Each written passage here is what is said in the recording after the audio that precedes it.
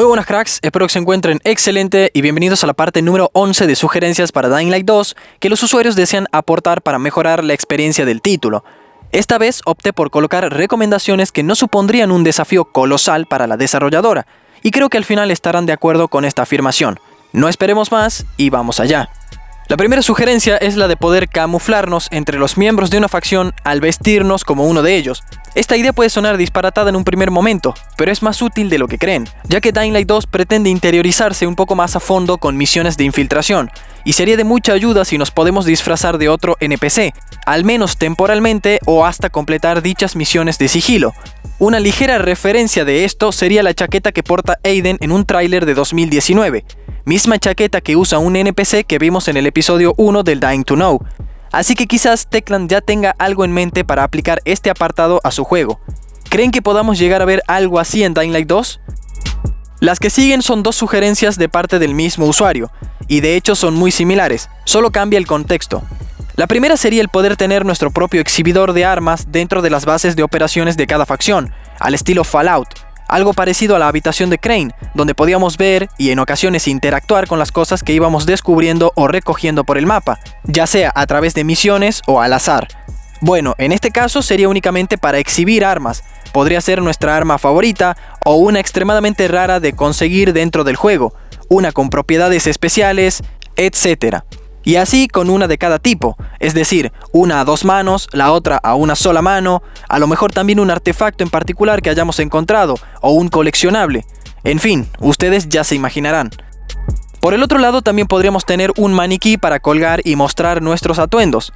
Ahora bien, sé que muchos están pensando que esto no se puede porque en Dying Light tenemos más de 150 atuendos mínimamente, y obviamente no serán menos en Dying Light 2.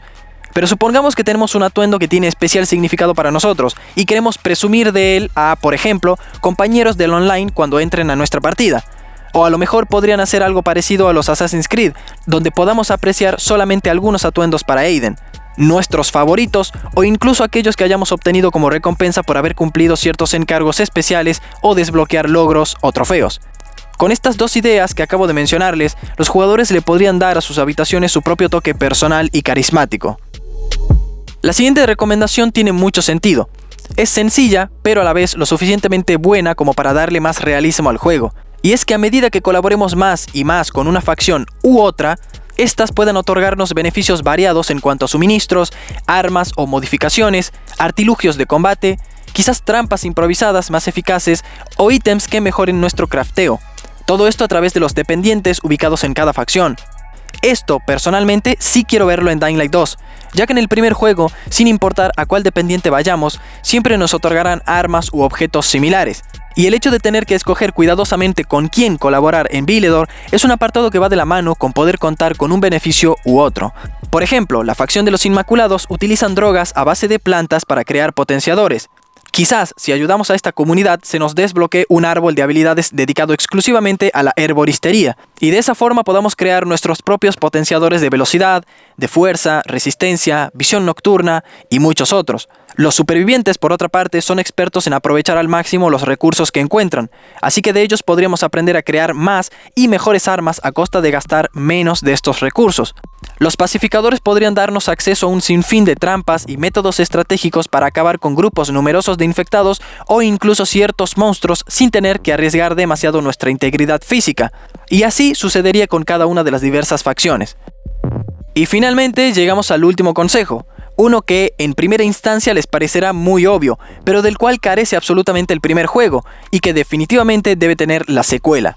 Uno de los aspectos más importantes que tiene que incluir un juego verdaderamente inmersivo es una correcta inteligencia artificial. Sin ella, toda la experiencia se cae. Lo que solicita este usuario en particular es que al entrar en un edificio común y cerrar la puerta, que los infectados ya no se queden fuera esperando, sino que tengan el suficiente ingenio como para abrirla o derribarla en todo caso, luego de algunos segundos. También podríamos aplicarle un toque más de suspenso si Techland lograra que, dependiendo de la dificultad en la que juguemos, los infectados puedan atravesar antes o después dicha entrada, por lo cual tendríamos menos tiempo para pensar en algo si jugamos en dificultades más altas. Incluso hay casas que tienen puertas hechas de tablones viejos. Imaginen una persecución nocturna en donde los coléricos irrumpan a través de estas frágiles puertas. De hecho, es ilógico que Teclan no haya considerado hacerlo de esta manera, ya que mientras recorremos la ciudad, en ocasiones vemos un vírico o un mordedor derribando las puertas de algunas casetas. E irónicamente, los víricos tienen el ingenio y la habilidad para trepar paredes o escalar edificios, pero no para meterse en una furgoneta. Esta idea me resultó curiosa, más que nada porque resulta ser que Teclan sí tuvo pensado hacer esto para el primer juego, o al menos eso indica este teaser poco conocido.